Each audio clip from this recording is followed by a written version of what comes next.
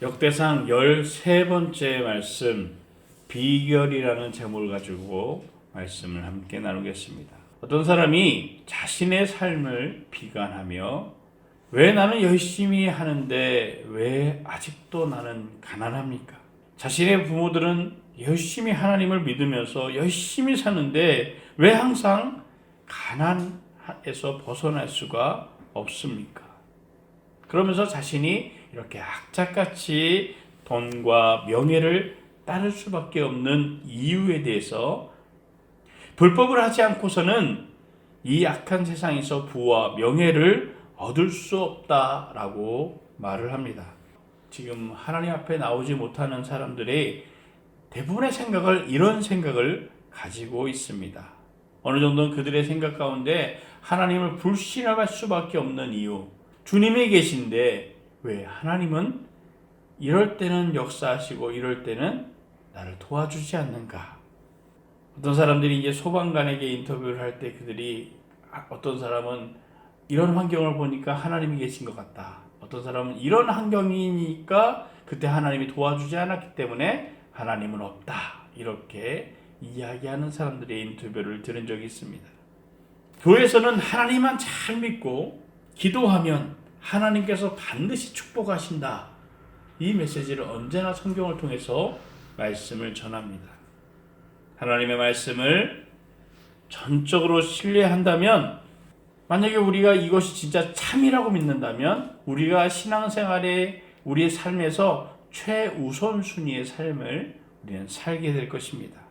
오늘 앞전에 이야기했던 사람들처럼 어떨 때는 하나님의 축복의 자녀로 축복을 해주지만 어떨 때는 그렇지 않다는 거예요. 그런데 대부분의 많은 사람들이 하나님의 존재하고 있다는 것을 체험하지 못하기 때문에 하나님을 믿는 것을 최우선수의 삶을 살지 않고 있습니다. 잘 되는 데는 비결이 있어요. 사람들이 많이 보이는 맛집은 뭔가 비결이 있어요.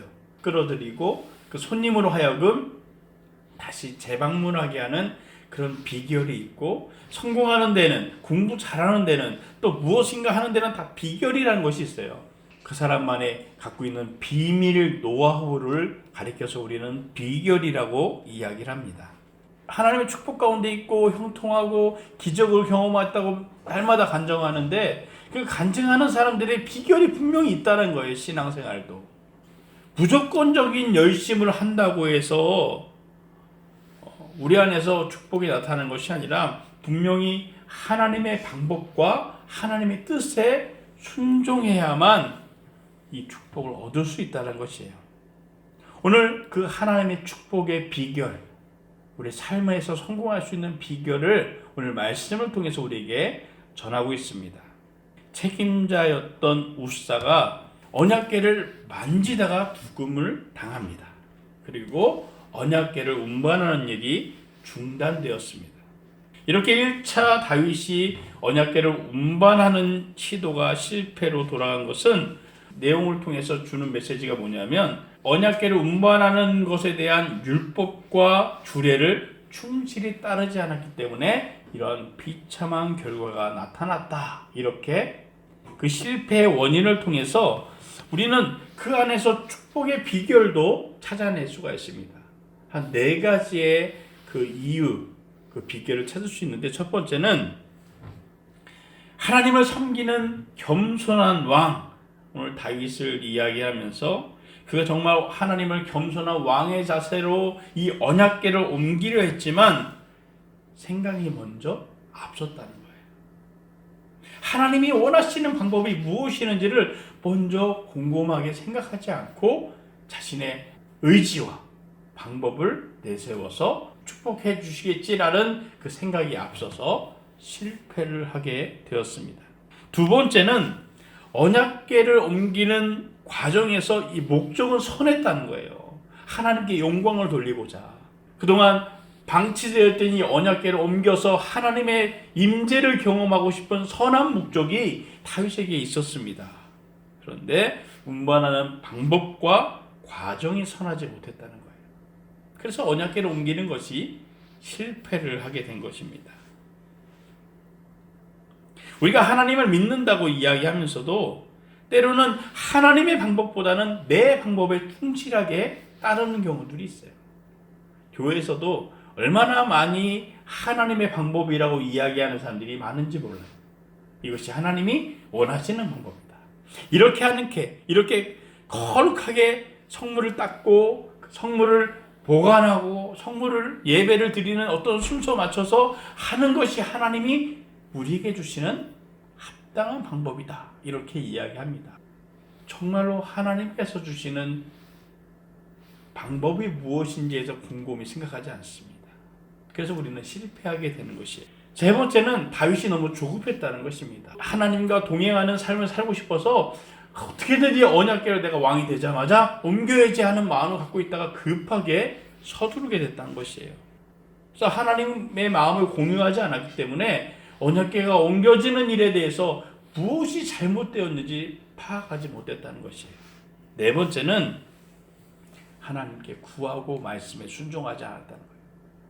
다윗이 하나님 앞에 구해야 되는 거예요. 하나님 언약궤를 이렇게 옮기고 싶은데 하나님 어떻게 해야겠습니까? 하나님 저에게 말씀을 다시금 깨닫게 도와주십시오. 이렇게 그리고 기다렸다가 그 말씀을 듣고 순종했다라면 아마도 이런 실패는 우사가 주는 일은 없었을 것입니다. 다윗은 이스라엘 왕이 되면서 하나님의 나라로 다시금 회복되는 그런 마음을 품었습니다. 언약궤가 아미나답의 70년 동안 방치되어 있는 것을 기억했다가 내가 왕이 된다면 그것을 옮겨서 이제 정말로 하나님의 나라 백성, 하나님의 나라로 만들어야겠다. 이런 마음이 있었습니다. 열정이 있었습니다. 처음 시작도 자신의 독단적으로 행동하지 않고 또 백성들의 지도자들과 백성들에게 의논을 한 다음에 그들을 설득시켜서 평화적으로 잘 진행시켰습니다. 여기까지는 정말 하나님의 나라의 왕으로서 잘 준비했습니다.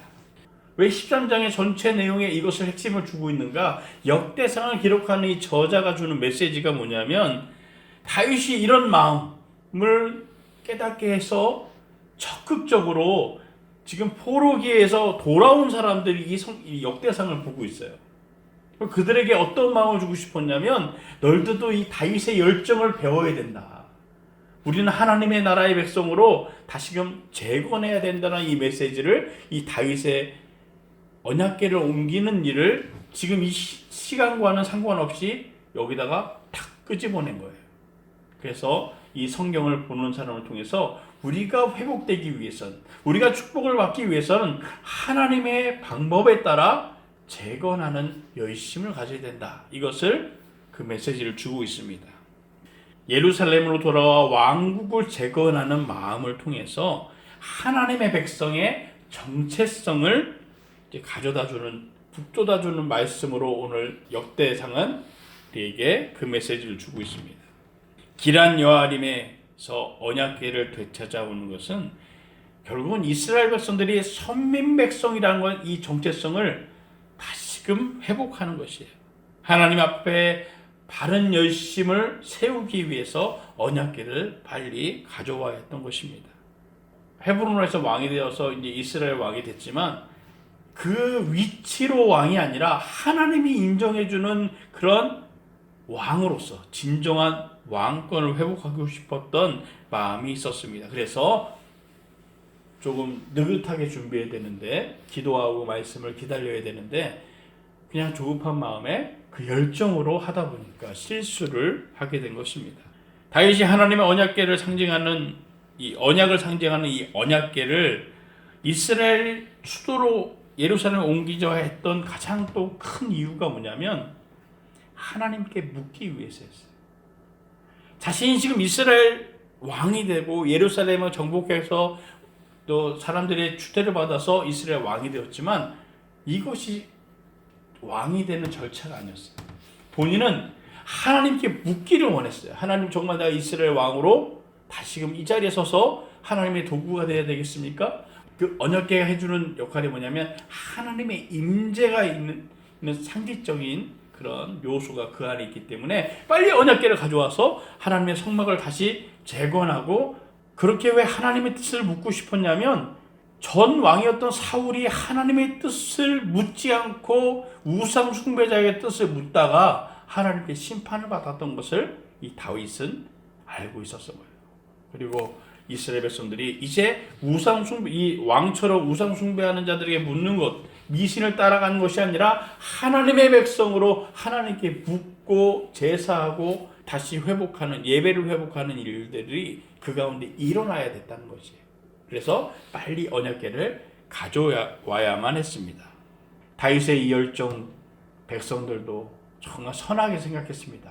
그래, 우리가 하나님의 선민 백성으로 정체성을 찾아야 된다. 다 모두가 동의를 했습니다. 언약궤는 회막의 지성소에 원래 보관되어 있었지만 왜 그러면 이 언약궤가 지금 기랏 여아림에 70년 동안 방치되었는가? 우리는 그 의미를 사무엘상에서 우리 찾을 수가 있습니다. 사무엘상 4장에서 보면 당시 엘리 제사장이 언약궤를 이용해서 우리가 이 블레셋과 전쟁에서 이길 수가 없으니 언약궤를 좀 달라. 그래서 언약궤를 뭔가 이 미신적인 주술적인 것처럼 끌고 나가면 우리가 이길 수 있을 것이다. 항상 하나님께 기도하고 하나님 앞에 나가서 그 하나님의 도우심으로 전쟁을 이겼는데 이 불안한 거예요. 그래서 언약궤라도 가져가서 앞에 두면 하나님의 임재가 거기에 있어서 우리는 전쟁에 이길 수 있을 것이다. 이런 마음을 가지고 언약궤를 끄집어내서 나간 것이에요. 이스라엘이 요단강을 넘고 홍해를 건널 때마다 항상 하나님은 언약궤를 앞서게 했어요. 또 광야에서 건너갈 때마다 언약궤를 항상 그 선두에 두게 했습니다. 그런데 왜 엘리 제사장과 장로들이 그 언약궤를 블레셋과의 싸움에 들고 나왔을 때 그 하나님께서 도와주지 않았냐면 이 언약궤는 하나님의 존재의 상징일 뿐이지 이 언약궤 자체가 능력이 아니라는 것이에요. 그들은 하나님을 믿기보다 이 언약궤를 믿으려는 마음이 있었다는 것입니다. 그래서 하나님은 그 블레셋과의 전쟁에서 도와주지 않았어요. 결국은 어떻게 돼요? 블레셋에게 이 언약궤를 뺏긴 것입니다. 승리에 차서 이 언약궤를 자신의 신상인 다곤 신상에 갖다 놨더니 예전에 3회상 하면서 제가 이 말씀을 전했는데 다곤 신상에 그 다음 나오니까 머리가 떨어지고 손이 떨어지는 거예요. 그것만 그럴 수 있겠지 했는데 좀 지나니까 사람들에게 막 재앙이 일어납니다. 그냥 건들기만 하면 다 죽으니까 수레에다 실은 다음에 이 나무를 이렇게 막 실었겠죠. 건들면 죽으니까. 그냥 만지기만 해 죽는 거예요, 사람들이. 얼마나 무섭겠습니까? 수레에 실어가지고 베세베스로 가는 길에다가 툭 친 거예요. 에이, 가라. 그래서 베세베스로 이 수레가 딱 갔는데 어느 순간에 이 바위 앞에 딱 멈췄어요. 당시에 농사를 짓고 있던 사람들이 딱 보니까 이스라엘 언약궤가 다 있거든요. 말로만 들었지 복음가 처음이에요. 그래서 나도 구경하자고 사람들이 딱 달려들었다가 70명이 다 죽습니다. 베세메스 사람들도 너무 두려워서 그 수레를 다시 어디를 보내냐면 기란 여아림으로 보내는 거예요. 거기에 누구 있냐면 아미나답이 있었어요. 그도 하나님의 제사장이었거든요. 그래서 제사장이지만 지금 베세메스에서 사람들이 70명이 죽었잖아요. 그게 지금 자기 집에 왔지만 자기도 어떻게 할지 모르는 거예요. 그냥 내버려 둔 것입니다. 그리고 70년 동안 언약궤가 방치돼요. 다윗은 그것을 생각할 때마다 하나님이 방치된 것처럼 느껴지는 거예요. 그래서 왕이 되자마자 내가 힘이 생기면 저 기럇 여아림에서 언약궤를 가져오리라. 그리고 하나님을 하나님답게 섬기는 그런 나라와 백성으로 회복시키리라. 그런 마음을 가지고 있었습니다. 하나님의 임재가 있어야 하나님의 축복이 있다는 것을 다윗은 알았기 때문입니다. 이사야서 25장 1절에서 3절의 말씀에 보면 주는 내 하나님이십니다. 주께서 오래전 계획하신 놀라운 일들을 변치 않고 신실하게 이루셨으니 내가 주를 높이고 주의 이름을 찬양합니다. 주께서 성읍을 돌무더기로 만드셨고 튼튼한 성곽을 폐허로 만드셨으며 이방 사람 요새는 더 이상 성읍이라고 할 수 없게 만드셨으니 그 성읍은 결코 재건될 수 없을 것입니다. 그러므로 강한 민족이 주께 영광을 돌리고 포악한 민족들의 성읍이 주를 두려워할 것입니다. 하나님만 함께 하신다면, 하나님의 능력이 함께하고 이 우리 이스라엘 나라는 다시 회복할 수 있다라는 그런 고백이 다윗에게 있었던 것이에요. 다윗과 이스라엘 백성들이 언약궤를 옮기는 의도는 좋았지만 방법과 과정은 하나님의 방법을 따르지 않았기 때문에 잘못된 행동이었다는 것이에요. 그래서 이 언약궤를 옮기는 그 1차의 과정은 축제였는데 정작 예루살렘 근처에 오니까 사람이 죽는 일이 벌어지면서 불행한 그런 축제가 되어진 것입니다.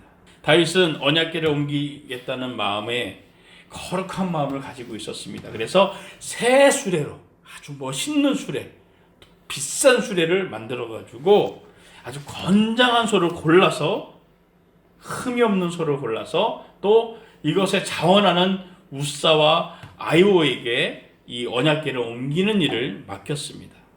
불행한 사건이 벌어진 것입니다. 그리고 도대체 언약궤를 옮기는 방법이 뭐냐? 성경에 언약궤를 어떻게 옮기는 것이 맞는 방법이냐? 우리 성경에 안 나와 있잖아요. 그 성경 어디 나와 있냐면 출애굽기와 민수기에 나와 있습니다. 출애굽기 25장 14절에서 15절에는 이렇게 이야기합니다. 궤의 양쪽에 달린 고리에 장대를 끼워서 운반하도록 한다. 장대는 이 궤의 고리에 끼워놓고 빼지 말아야 된다. 이 법칙을 따르지 않으면 다 죽는 거예요. 그러니까 이걸 만지면 죽는 거예요. 이 옮기는 사람도. 그래서 장대를 끼워서 옮겨야 돼요. 그리고 그것도 빼지 않고서 옮겨놔야 되는 거예요. 소에 실어서 사람이 만지고 이렇게 할 수 없도록 하나님이 법을 정해놓으신 거예요. 그런데 우사는 떨어지려고 하니까 손으로 딱 잡다가 죽임을 당한 거예요. 민수기에는 또 어떤 사람들이 옮겨야 되느냐 이렇게 이야기합니다. 고앗 자손 가족들의 지도자는 우시엘의 아들 엘리사반입니다. 그들의 직무는 궤상 등잔 받침대 제단들 성소에 쓰이는 물건들 휘장 그와 관계된 모든 일들입니다. 레위인이 그것을 옮겨야 되고 레위인 안에서도 고앗 자손이 옮겨야 되는 거예요. 아무나 옮기는 게 아니에요. 아무나. 하나님이 그들에게 이런 사명을 맡겨주면서 너희 자손들은 이 성물을 옮기는 일들을 해야 된다. 죽을 때까지 자손들만 이 일을 해야 된다라고 이야기했습니다. 그런데 다윗은 급한 마음에 이 말씀을 기억하지 않은 거예요. 말씀을 찾아보지 않은 거예요. 하나님의 방법이 무엇인지 곰곰이 생각하지 않았습니다. 무엇인가 내 신앙생활에 잘못하는 그런 일들의 방법들이 나오게 되면 하나님은 분명히 깨닫게 하는 사건들을 만나게 합니다. 언약궤를 싣고 잘 오던 수레가 갑자기 기돈의 타작마당에 이르렀을 때 미쳐 날뛰기 시작하는 거예요. 갑자기 기돈의 타작마당에 딱 섰는데 그냥 소가 벌 일었으면서 막 이 언약궤가 쏟아질 것 같은 거예요. 그러니까 급한 마음에 우사가 이 언약궤를 잡은 거예요. 근데 이미 우리는 왜 기돈의 타작마당에서 소가 저렇게 미쳐 날뛰지? 그렇게 생각했지만 이 기돈이란 이름이 원래 재앙이란 뜻이에요. 그러면 재앙이 이 타작마당이 뭐냐면 지금은 우리가 타작마당이라는 건 잘 안 써요. 옛날엔 타작마당을 썼어요. 뭐냐면 곡식을 탈곡하는 데가 타작마당이에요. 멸망의 타작마당. 이 타작마당인데 저기 멸망을 당하는 타작마당이라는 본인들이 지금 입으로 이야기하는 것이에요. 그러니 그 재앙이 지금 다가오고 있었는데 그 소가 거기서 미쳐 날뛸 수밖에 없는 거죠. 멸망의 타작마당에 이 언약궤를 실은 소가 오게 된 것입니다. 그리고 다급해지는 우사가 떨어질 것 같은 그 언약궤를 붙잡다가 죽임을 당합니다.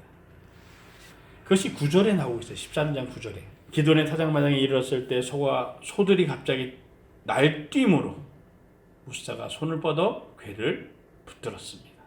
다윗이 백성들의 대표를 설득하고 진행하면서 예루살렘으로 언약궤를 옮기는 일은 모두 백성들이 참여하고 지지했던 일입니다. 하지만 하나님은 레위인 그 중에서도 고앗 자손이 아닌 우사가 이 언약궤를 손을 대자 손을 대는 것을 허락하지 않고 죽음으로 심판을 합니다. 오늘 11절에 보면 하나님의 벌, 하나님의 심판이 우사에게 내리자 다윗이 화를 냈다는 표현을 하고 있어요. 그리고 오늘날까지 베레스 우사라고 했다. 이 베레스 우사라는 뜻이 뭐냐면 우사가 법을 위반했다. 우사가 죄를 범했다라는 것이 베레스 우사예요. 그런데 다윗처럼 하나님을 두려워하는 사람이 화를 내다니. 오늘 성경 해석은 화를 냈다고 표현하고 있지만 이 원래적인 해석은 다윗이 두려워하고 근심했다라고 표현하고 있습니다. 이게 조금 더 우리가 그 상황을 알 수 있는 해석이에요. 다윗은 우사의 죽음을 통해 하나님의 궤를 합당치 않게 옮겼던 것을 자신의 어리석음을 회개했습니다. 그리고 그것을 베레스 우사라고 이야기한 것이에요. 생각의 시각으로 바라보면 참 납득하기 어려운 일입니다. 왜냐하면 당시 이 다윗의 상황은 주변 국가의 정복을 하거나 국가를 확고히 해서 전성시대를 만들어야 되는 거예요. 이제 나라가 다시 회복하고 전열을 가다듬어야 되니까. 정치적으로나 군사적으로 다윗이 뭔가 나라를 위한 그런 행동을 하는 건 아주 중요한 시기였습니다. 왕의 입장에서는 이보다 더 중요한 일이 없었어요. 그런 일을 통해서 왕권을 강화시킨 다음에 그 다음에 언약궤를 이렇게 옮겨야 되는데 다윗은 그렇게 하지 않았습니다. 다른 왕들처럼 하지 않고 예루살렘으로 이제 수도를 옮긴 후에 첫 번째로 공식적인 행동을 언약궤를 옮기는 일을 하고 있던 것이에요. 잘 안 됐지만 다윗의 이 모습을 보면서 그가 얼마나 하나님 앞에 겸손한 통치자의 왕의 모습이었던가. 어떤 그런 군사적인 것을 만들지 않고 하나님 앞에 내가 바로 서려는 그런 애씀이 다윗에게 있었습니다. 우사가 죽게 되자 사람들이 두려워 떨기 시작합니다. 누구도 그곳에 가지 못하는, 그냥 손만 대는데 죽는 일을 보면서 다윗도 함부로 그 앞에 나가지 못합니다. 다윗의 이 언약궤를 운반하는 계획은 여기서 끝나지 않습니다. 나중에 곰곰이 생각하게 되는 거예요. 뭐 때문에 잘못됐을까? 그리고 다윗은 역대상 15장 13절에 마침내 그것을 깨닫게 되는 것이에요. 내 잘못이 이것이었구나. 다윗이 바른 방법으로 정말 그곳의 전문가가 돼서 언약궤를 다시 옮기게 됩니다. 우리가 하나님의 말씀을 무시한 채 내 생각과 내 판단을 따르면서 실수하고 때로는 우리에게 고난이 다가오기도 합니다. 우리가 그때 해야 될 것은 무엇이냐면 내가 하나님의 방법을 하지 않은 것이 무엇인가 이것을 곰곰이 생각하는 거예요. 그리고 그 비결을 찾는 거예요.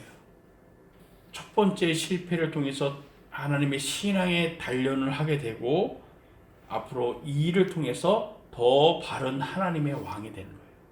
하나님의 징계는 우리를 더 나은 존재로서 더 성도가 되는 삶을 살기 위해서 연단을 주시기도 한다는 것입니다.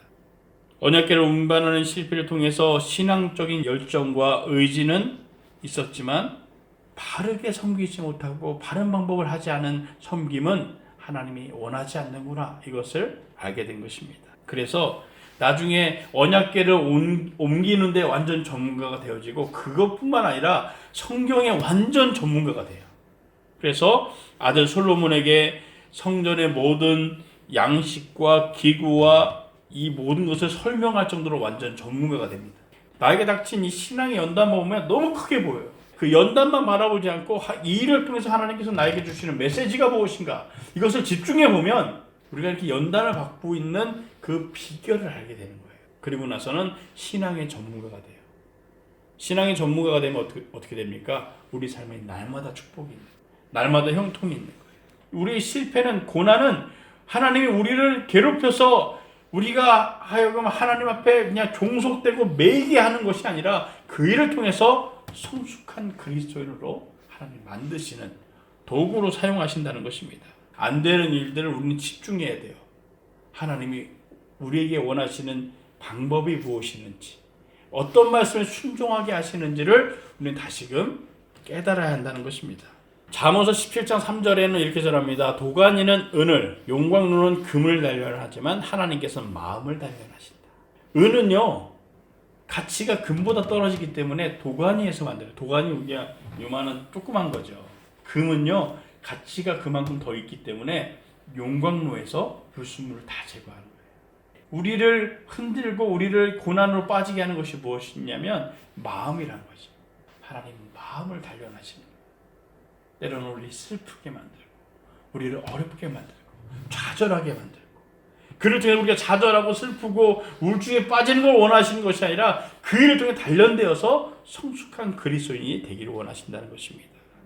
아주 그냥 최적화된 사람이 욥이잖아요. 그가 이렇게 고백합니다. 8절에 내가 앞으로 가도 그분이 계시지 않고 뒤로 가도 그분을 찾을 수 없구나. 그분이 왼쪽에서 일하고 계실 때도 그분을 뵙지 못하고 그분이 오른쪽으로 돌이키시니 도무지 만날 수가 없구나. 얼마나 절망의 상황에 있었으면 하나님을 만나고 싶은데 하나님을 만날 수 없는 거예요. 그러나 그가 이렇게 고백합니다. 그분은 내가 가는 길을 아시는데 그분이 나를 시험하시고 내가 반드시 금과 같이 나올 것이다.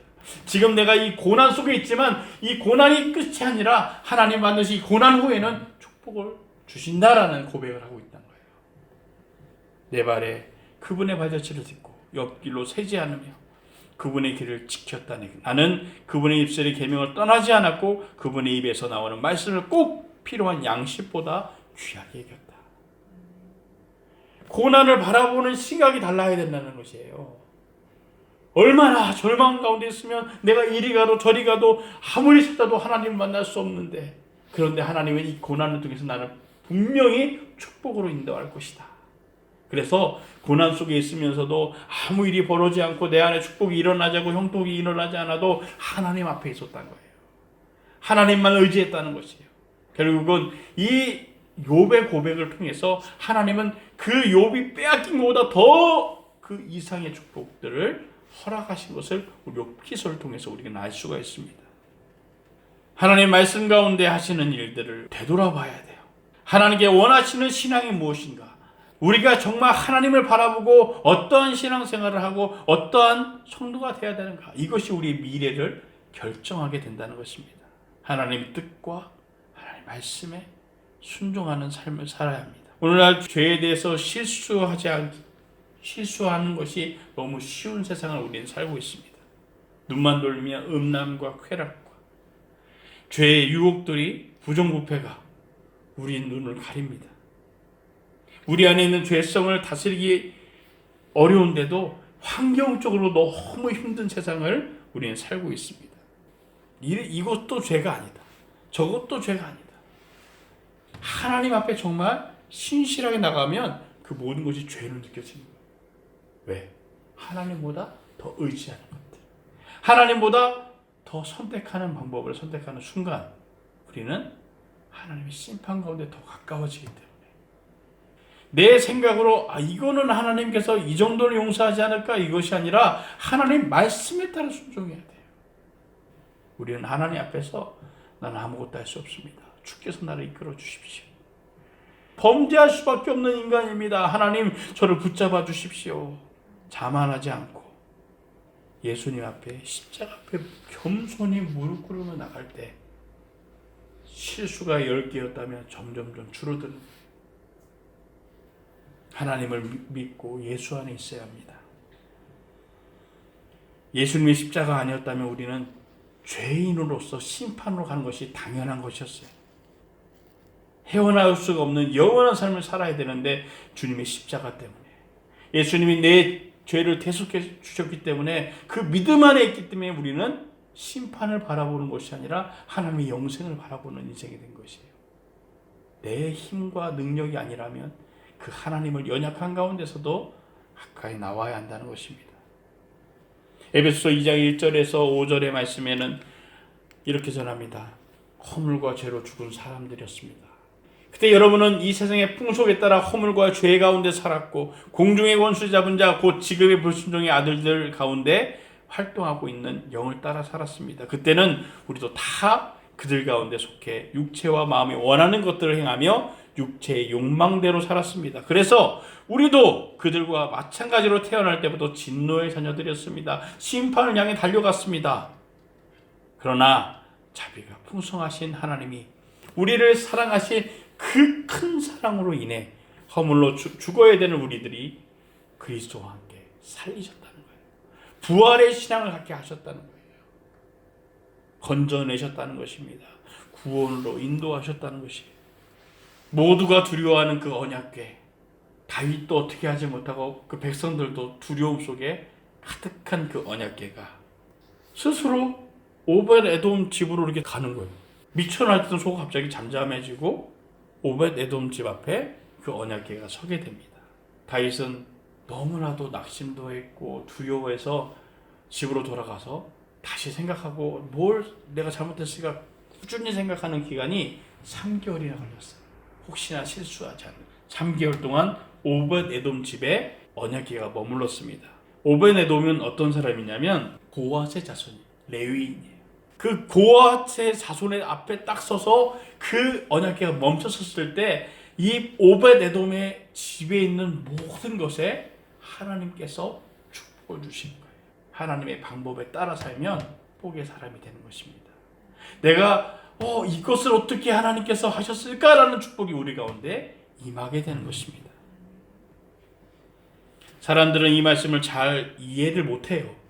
오벳 에돔 집에 이 언약궤가 서서 축복을 받았다. 여기 축복에만 그냥 포커스를 딱 주는데 레위인에게 고앗 자손에게 옮겨졌다는 것은 언약궤가 거기 있어서 축복을 받은 것이 아니라 하나님의 뜻에 따라 오벳 에돔이 헌신하고 그 뜻에 따라 순종했기 때문에 그 가운데 축복이 임한 거예요. 우리 안에 깊숙이 숨겨져 있는 하나님 안에서도 있는 이 미신 같은 것들이 있어요. 그냥 이 언약궤만 있으면 우리가 잘 되는 것처럼. 교회 와서 그냥 믿음이 없어도 앉아있으면 하나님께서 이번 주도 지켜주시는 것처럼 이런 미신적인 신앙이 우리 가운데 있습니다. 이것을 완전히 깨내지 않으면 우리가 하나님의 성도의 삶을 살 수가 없습니다. 그리고 하나님의 뜻이 무엇인지 분별하지 못합니다. 그 진정한 헌신을 하지 못하는 거예요. 그냥 교회에서 열심히 봉사하고 열심히 기도하고 열심히 예배드린다고 이 열심을 갖고는 안 되는 거예요. 하나님의 방법에 따라 하나님의 성도가 어떻게 살아야 되고 그 말씀을 어떻게 붙잡아야 되고 내 마음의 삶 가운데서 그것을 어떻게 발견해서 나가야 되냐, 이것이 더 중요합니다. 무조건 열심히 한다고 하나님 축복해 주시는 것이 아닙니다.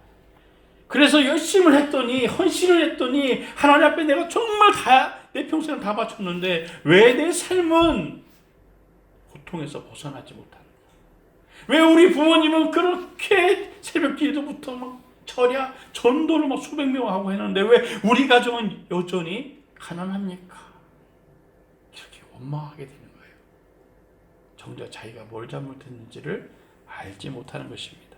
잘못된 헌신, 열심, 희생, 결국은 그것 때문에 자신의 삶은 변화되지 않기 때문에 하나님을 원망하게 됩니다. 마치 성경을 우상 숭배했던 사람들이 가졌던 이 부적처럼 섬기는 사람들이 있어요. 머리가 아프면 성경 막 비우자고, 무서우면 성경책 끼고 있고, 왠지 하나님이 여기 임재하는 것처럼, 하나님 나에 동행하는 것처럼, 믿음이 있어야 동행하시는데 성경을 끼고 성경을 머리에 무슨 중요한 일 있으면 성경책 딱 들고 차에다 십자가 딱 걸어놓으면 하나님이 그 차를 지켜주는, 말도 안 되는 소리. 이것이 미신적인 믿음이 우리 가운데 있을 때 우리 날마다 실패하는 인생을 사는 거예요. 하나님께 주일에 한번 예배 드려 줌으로 하나님 나를 축복하시겠다, 당연히 축복하실 거야, 이런 잘못된 신앙을 가지고 있습니다. 말씀에 순종하지도 않으면서 내 방법과 생각을 여전히 따르고 내 기준에 따라 살고 있으면서 왜 하나님은 날 축복해 주지 않습니까? 나 하나님 성도 아니에요? 눈 뜨자마자 기도하잖아요. 말씀 보잖아요. 왜 하나님이 나 축복해 주지 않아요? 왜 내 이 기도에 응답하지 않아요? 왜 변화가 확 일어나지 않습니까? 잘못된 신앙과 행동 때문에 오늘 다윗과 우사처럼 의도는 선했지만 하나님의 축복을 받지 못하는 것이에요. 방법과 가정이 선하지 못했다는 것입니다. 로마서 10장 2절에서 3절에는 우리에게 이렇게 권면합니다.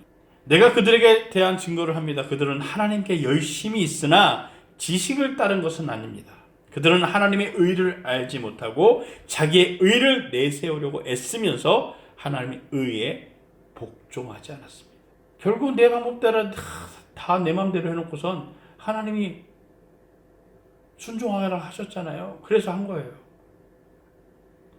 즐거운 마음으로 봉사할 마음도 없으면서 거기서 서가지고 하면서 난 힘들어. 그래서 하나님 축복해 주시겠지. 그러다가 원망하는 자가 되는 것입니다. 많은 사람들이 하나님을 믿었다가 실망하고 낙심하면서 난 열심히 믿었는데 내가 옛날 열심히 믿었을 때 하나님에게 이런 시험을 줘서 나는 이래서 하나님 안 믿는다. 하나님 어디 있냐? 그리고 오히려 불신자가 돼서 믿는 사람을 공격하는 사람들이 있어요. 하나님의 생각이 내 생각과 같지 않습니다. 하나님이 웅장한 성전을 원하시고 수많은 사람들이 모여서 예배하는 예배를만 받으신다. 그것이 하나님이 가장 원하시는 영광된 예배다. 착각입니다. 잘못된 신앙이에요. 하나님이 그런 아름답고 웅장한 성전보다 하나님 말씀에 순종하고 진실된 헌신하고 예배 가운데 하나님이 나와 동행하신다는 그 고백이 있는 예배를 하나님 받으시기 원하시는 거예요. 그런 예배자를 하나님 찾으십니다. 하나님은 사무엘상 16장 7절에 모든 사람들이 겉모양만 보고 있는 그들에게 이렇게 전합니다. 모습이나 키를 보지 마라. 나는 그를 이미 버렸다. 내가 보는 것은 사람이 보는 것과 다르다. 사람은 겉모습을 보지만 여호와는 마음의 중심을 본다. 수천 명이 예배드린다고 그 예배를 하나님 받으시는 예배가 아니라 그 안에서 한 명이라도 주님을 신실한 마음을 바라보는 그 사람 때문에 그 예배를 바라보시는 거예요. 우리가 하나님을 바라보고 정말 기쁨과 감사로 드려지는 예배를 통해서 하나님 우리 축복을 허락하신다는 것입니다. 하나님은 말씀에 순종하고 그 말씀의 거룩함을 따라가는 그 공의의 심판을 나타내시는 분이지만 그 하나님을 경외하는 자들에게 복의 근원이 되시는 거예요. 우리도 하나님의 축복과 합당한 삶을 살 수 있도록 우리는 최선을 다해야 합니다. 출애굽기 33장 19절은 이렇게 전합니다. 은혜를 줄 자에게 은혜를 주고 긍휼히 여길 자에게 긍휼을 베푸십니다. 합당해야 받을 수 있는 거예요. 축복 받을 만해야 받는 거예요. 하나님의 마음에 내키는 대로 우리를 이끌어가는 것이 아니라 우리가 스스로 자유의 의지로 주님 앞에 나아가서 순종하는 사람들에게 은혜를 베풀어 주시는 거예요. 먼저 우리가 성도로 준비되어야 돼요. 이렇게 해야 된다, 저렇게 해야 된다, 믿는 사람이 이렇게 해야 돼. 강제로 이끌다 보니까 그 마음에 진심이 없어요. 성경은 예배는 어떤 자가 드리는 예배를 받으신다고 얘기합니까? 신령과 진심으로. 신령은 뭐예요? 성령의 충만함으로. 내 믿음이 충만해야 성령이 충만합니다. 그리고 진심은 뭡니까? 그냥 겉으로 나와 앉아있는 것이 아니라 진심으로 하나님께서 내 예배를 받으시고 있다. 찬양 하나 드려도 이 찬양이 하나님 나의 고백입니다. 기도의 고백이 바로 나의 확신이다라고 고백하는 그 예배를 하나님 받으신다는 거예요. 그런 성도가 되는 준비가 되어야 우리 안에 복이 임하게 되는 것입니다. 하나님은 그런 사람을 반드시 축복하십니다. 이런 받을 만한 준비가 안 됐는데 복을 구한다고 우리에게 복을 주십니까? 오히려 심판이 우리 가운데 있는 거예요. 우사처럼. 마치 운전할 줄 모르는 사람에게 차를 맡기는, 모르는 사람한테 차를 맡기면 그 재앙이죠. 까딱하단 죽음에 이르게 되는 것입니다. 우리 안에 이 언약궤처럼 하나님의 은혜와 말씀이 다가올 때 우리는 그것을 덥석 붙잡고 있는 것이 아니라 감당할 수 있는 성도로 준비되어야 한다는 것이에요. 그때 복을 구하기 전에 합당한 자가 먼저 돼야 복을 받는 사람이 되어집니다. 데살로니가후서 1장 10절에서 11절에 이렇게 말씀합니다. 그분이 거룩한 백성들 가운데서 영광을 받으시고 모든 믿는 사람 가운데서 높임을 받으실 것입니다. 그러므로 우리는 항상 여러분을 위해 우리 하나님께서 여러분을 부르심에 합당한 사람이 되게 하시고 또한 모든 선한 뜻과 믿음으로 하는 일을 그분의 능력으로 이루어 주시길 바랍니다. 합당한 사람이 되어지고 그런 합당한 사람 우리가 발견하는 것이 뭐예요? 선한 뜻과 믿음을 발견해야 된다는 거예요. 하나님이 나에게 주시는 그 메시지를 발견해야 우리는 축복의 사람이 되어진다는 것입니다.